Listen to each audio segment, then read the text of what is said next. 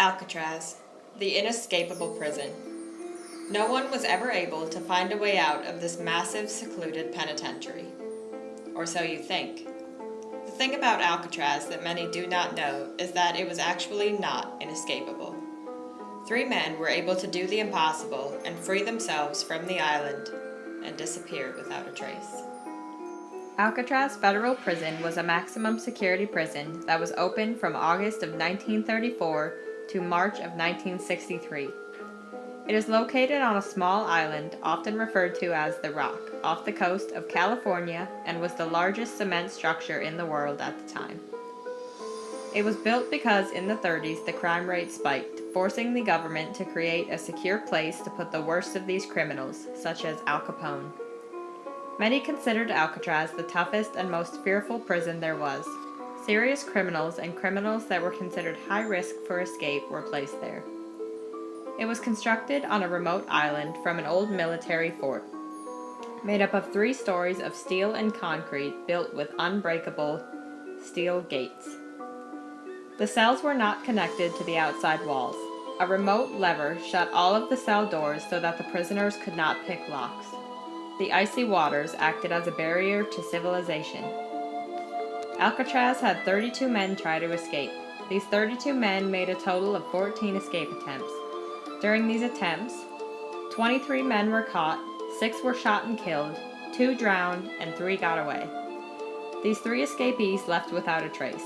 Frank Morris and brothers John and Clarence Anglin were the only men in history that were ever able to successfully escape the penitentiary in the almost 30 years it was open. There was a 4th conspirator named Alan Clayton West, who did not participate in the actual escape, because he was unable to finish removing the ventilator grill in his cell on time. He cooperated fully with the escape investigation and was not charged for his role in the attempt. It all started in 1958 when John Clarence and their older brother Alfred robbed a bank with a toy gun in Columbia, Alabama. John and Clarence were placed in Atlanta Federal Penitentiary where they tried to escape and were caught only to be put in Leavenworth Prison and escape again. It was then decided that they had to be sent to Alcatraz. The Anglin brothers requested to be placed in neighboring cells, but Associate Warden at Leavenworth wrote a strongly worded letter to the Alcatraz warden warning not to do that. Alcatraz warden Paul Madigan ignored the warning and placed them next to each other in the cell house, allowing them to communicate with each other easily. The brothers escaped Alcatraz by creating masks made from soap and toilet paper.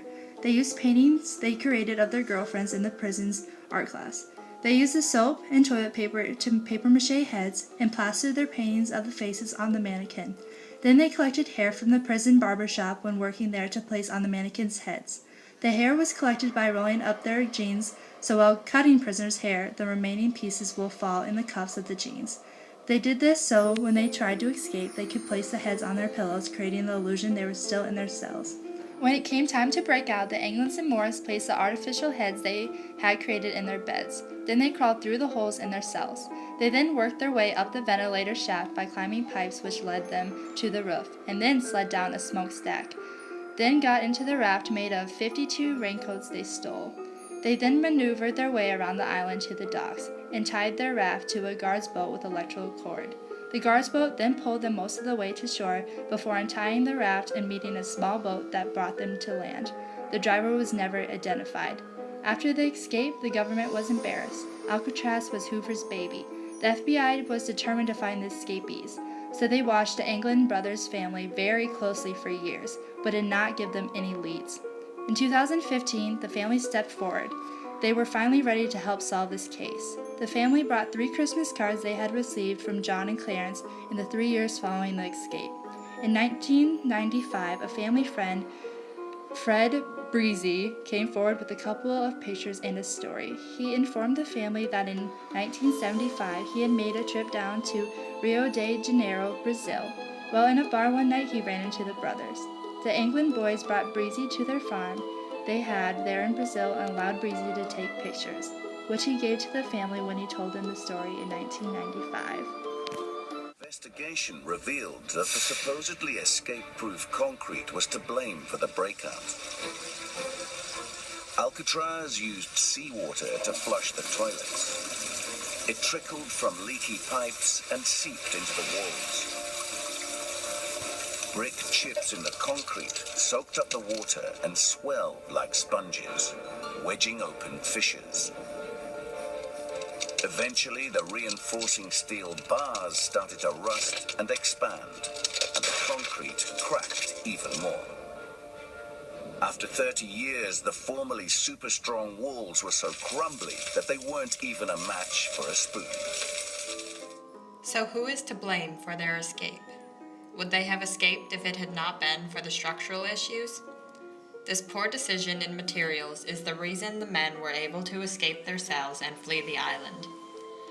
They chipped away at the degraded cement in order to make the holes they escaped from.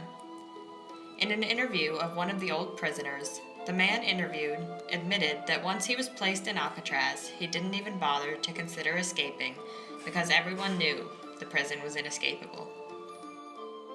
In this escape, there are many people that blame can be placed on. Was it the fault of the warden for placing the men next to each other? The guards for not checking their cells? The government for not requiring more security?